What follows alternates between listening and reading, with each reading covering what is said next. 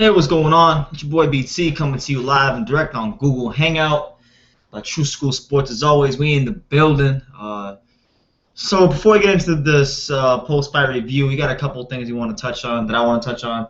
Number one, special birthday shout out to Sarah. That's Rafael Calvo. Rafael usually on the Google Hangouts. It's Rafael Calvo's girl. He can't make it tonight because he's spending her birthday with her. So shout out to Sarah. Hope you're having a good one. And then a couple of alerts as far as boxing, like a boxing coverage goes. For you guys that stay plugged into what I got going on here. I got boxing wise a lot of interviews coming out. I already have a lot of interviews that came out. I had my interview with Trevor the Dream Bryant, my homie. Shout out to Trevor the Dream Bryant. Permain Stavern, shout out to Stavern for taking some time out to talk to me. I had I interviewed Travis My Time Kaufman, Adrian Granados. So be on the lookout for all of those. Now that we got all that out the way, let's get into what transpired tonight between Sullivan Barrera and Andre Ward. Let me pull up my notes real quick. Just off the rip, before I even look at my notes, Andre Ward, he went out there and he delivered a great performance. He delivered, you could definitely tell the times where he had a hard time finding his range with the straight right hand, and he couldn't really find it until in the later rounds. But that comes with time, as he begins to shake off this ring rust. I believe that'll come a little easier to him, which I really hope for another fight. I hope he doesn't just jump to Kovalev after this. I think I know a lot of people wanted to see him fight Kovalev, but if you want the best version of Ward to fight Kovalev, I think it would be good for him to get another fight in and then have that fight later on in the year. That's just my own personal opinion. But off the rip, man, good performance from Ward. He did. I agree with Max Kellerman. He did take a more flat-footed approach. He looked like, regardless if he downplays it or not, he looked like he was trying to make a statement to Barrera and the boxing fans at large and the boxing critics at large that, hey, I'm not no knockout artist or anything like that, but I got the power to hurt you at this weight. On the canvas, it was a really, really good knockdown. I mean, he was on the ropes. Barrera was trying to work inside, and he saw an opening right around this area. So he was on the ropes. He leaned back a little bit. Boom, caught him right on the temple, and Barrera hit the canvas. And that was one of the many reasons. Another example of why Andre Ward is such a skilled fighter. Now, this fight, speaking from the Barrera side of things. Sullivan Barrera, this fight, he was going to have to let his hands go, take advantage of that ring rust Andre Ward had, work inside, and he wasn't able to do that. Barrera has never been known as a guy who throws a lot of punches. He didn't throw a lot of punches tonight. In fact, I haven't looked this up, but I will later. Tonight might have been the most inactive he's ever been. I mean, the guy looked like a guy that wasn't prepared for it. And, credit to him. He did get blown out. Basically, he won all round on the Harold Letterman card. So, I mean, he didn't get completely shut out. But, credit to him. He didn't get knocked out by Andre Ward because this was the first real fight he had in his career. His best win of his career and best opponent he ever fought was Carl Marat, which, if you look at it, that's going from Carl Marat to Andre Ward is a massive step up. So, I think he handled it as well as he could have. He fought better as the fight went on, particularly after the low blow. I feel like that kind of re-inspired him and woke him up. So maybe the low would have happened earlier. The fight would have worked out a little bit better for Barrera. But back to Ward, he did have to deal with some adversity tonight. He had to deal with some things tonight. For starters, just whenever you have your first real fight at light heavyweight, because I know he fought Paul Smith, but I don't really count that. even though technically it's a light heavyweight fight. This is his first real fight at light heavyweight, and fighting a guy in Barrera who is coming with the mindset of a guy who's never lost. You know, those undefeated fighters, they come in, they don't know how to lose. They haven't really gone through that yet, so that's not in the back of their mind. Losing is not in the back of their mind. And you know, Barrera was a game opponent, but Ward, things that he still did show to do well was feinting with the jab. You know, he would come in, he would feint. You know, sometimes it would be the jab to the stomach, sometimes be the jab upstairs. But I thought he mixed his feints and his jabs really well in spots. I think if he had stayed more consistent with it through the fight, like Virgil Hunter was saying when he did the interview with Max Kellerman, that he would have had a better chance of getting Barrera out of there. But you know, like I said, he said it himself. The more you fight, the more the ring rust will come off, and I believe that will be the case with him as he continues to shake the ring rust off. So he had that. He had to deal with a cut that he suffered in the 9th round on his right eye. So, you know, Andre Ward dealing with the cut on his right eye. You know, he did what he had to do. Whenever Barrera got close to him, he would either hit him with a jab in the face, jab to the stomach, or he would tie him up. And you know, the power seemed to be there, like enough to keep Barrera at bay.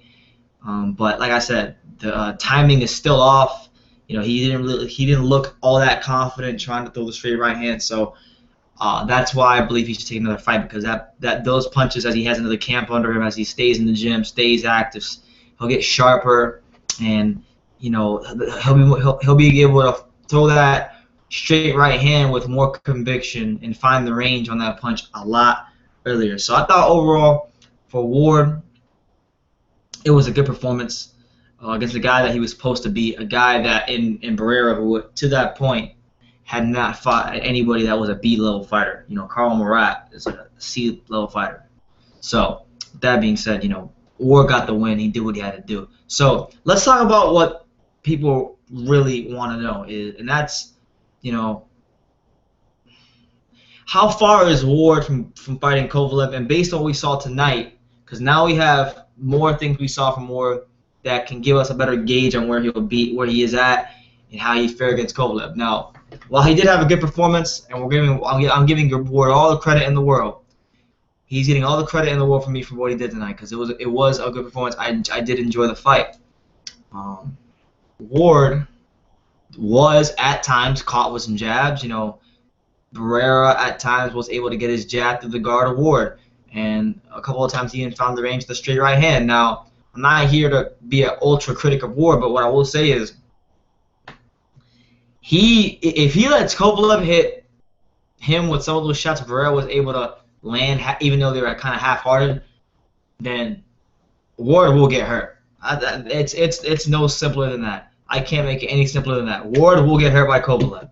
So I think, just like I said, as he continues to fight, as his defense becomes tighter, as he gets better, you know, that will all change. So hopefully he continues to improve. So how far is he from Kovalev? Well, when it comes to that Kovalev fight, I look at and I've already begun. I'm pretty sure I've gone on record, but if I haven't, I'll go on record now. I think if they did fight, Kovalev would win. Reason being is because while Ward showed us good power tonight, I don't think when it comes to a guy like Kovalev that he's going to have enough power to keep Kovalev off of him. Kovalev's boxing skills have improved under John David Jackson tremendously. I'm not expecting him to go in there and outbox Ward, but you know, for him, he will go to the body. He'll dig to the body. And I think for, you know, it's really, because Ward has the most skill in the world. He has a tremendous amount of skill. And you know, when you hear fans say the term "skills pay the bills," it really applies to a guy like Andre Ward. But at the same time, skills do pay the bills, and Kovalev has them as well. Maybe not as much natural skill as Ward. He had to hone his skill over time. But what Kovalev does have is that killer, cold-blooded instinct. All he needs against Ward is to hit him one time and have that one chance to finish him, and he will do it.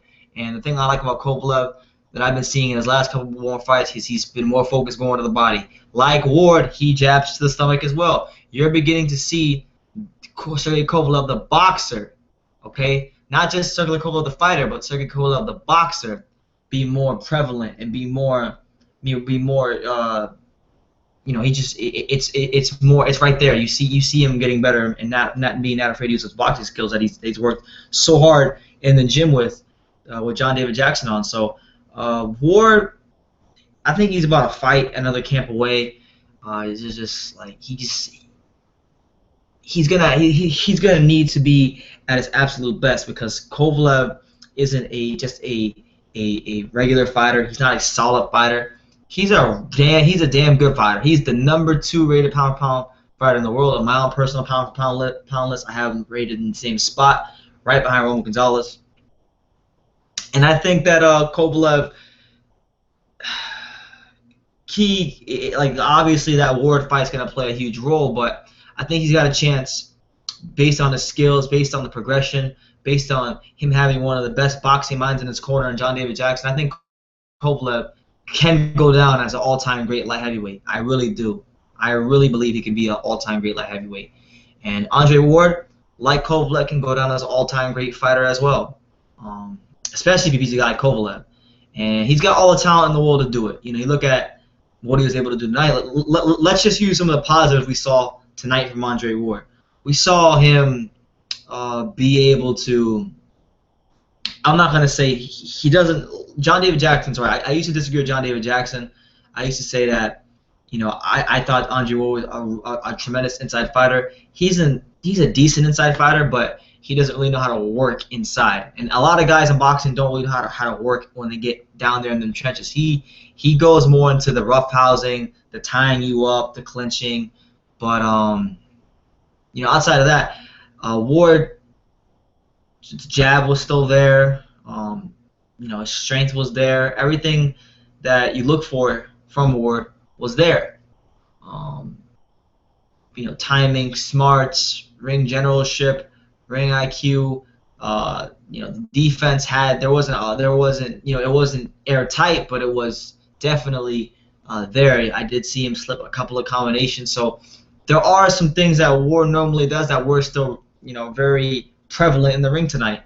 And if he's able to hone those things, the slipping the punches, jabbing from different angles, the strength that he showed against Barrera, I think that's going to be a damn good fight. And, I know Canelo, Golovkin's a big fight, but you're talking about Kovalev and Andre Ward, I mean, that's the type of fight that can go down in the lineage of some of the greatest fights of all time. You look at Alexis Arguello versus Aaron Pryor, Gotti Ward, Graciano Zale, Marciano Walcott,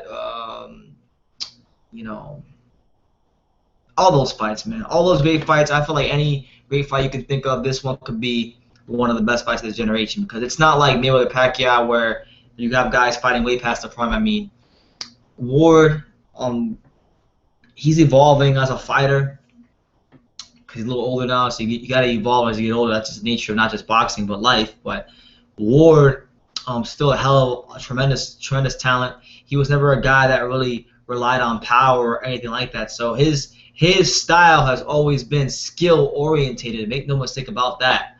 But he's still great. He's not out of his prime or anything like that. And you have a guy like Kovalev that is in his prime, and he seems to be trending upward and getting better with each fight. Now, I know that there's skeptics out there that some of you guys might think, okay, well, Kovalev, look at his opposition. He's fighting Blake Caparello, AARP, old as hell, Bernard Hopkins, John Pascal 2 times. I mean, of course he looks great. I know there's people out there that are saying that, but even if you're saying that, Bernard Hopkins still at that time was still winning, still very relevant fighter. Nobody had beaten him. He was on like a 5 or 6 fight win streak, and Kovalev went out there and outboxed Hopkins for 12 rounds. So what does it say about Kovalev? To outbox a guy like Hopkins, who, yeah, he's old, but was still winning, still beating guys younger than him, beat Pascal. And then he fought the guy in Pascal who, obviously at this point, isn't the best version of himself, but a guy that is still one of the top, 5 to 7 light heavyweights in the world. He was able to outclass him not once but twice. So I think Kovalev, regardless of what people want to say, he's ready for Andre Ward.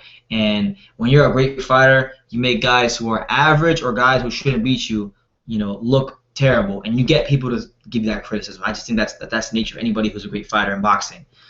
So with that being said, big fight, Andre Ward and Kovalev. So I'm hoping Andre Ward is able to have another fight. In fact, I didn't even look at the Ring magazine like light heavyweights, but I think I will right now just to get a better gauge of who I think he should fight. So he fought Sullivan Barrera.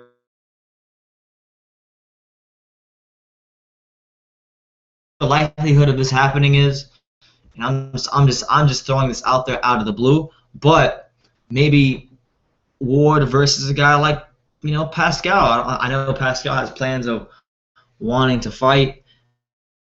To fight against Andre Ward, he's gonna be relegated to the status of being a gatekeeper. But at this point in his career, we know Pascal isn't an elite fighter. I think even he knows that because Kovalev pretty much proved it on that world class level. So, if he's able to get the right amount of money, I wouldn't mind seeing what Ward could do against a guy. That wouldn't be a bad fight for me to be in timing back, because we all want to really see this fight. It's a mega fight. That to me, that's much bigger than it'll be much better than me with a Pacquiao. So I'm not really sure what Ward's gonna do. He's not even really sure what he's gonna do, but I don't think that it would be the best situation for him to go fight Kovalev right now at this juncture. It's not a good idea. So that's just my take on it. But I'm excited for it. I'm tired as hell, to be honest with you guys. I interviewed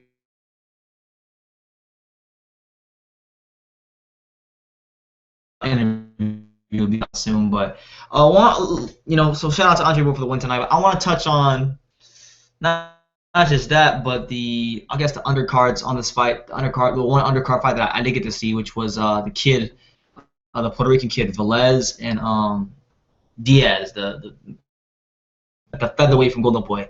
I know Diaz shut out Velez the whole fight. He was like 19-0 or 11 knockouts coming into this fight against Velez. Jason Velez and Diaz. I can't remember his first name. But Jason Velez versus Diaz. Diaz, he looked good. He's fighting his way up the rankings. He's going to be probably in contention for a world title fight very, very soon. And I would expect, him to continue to move up.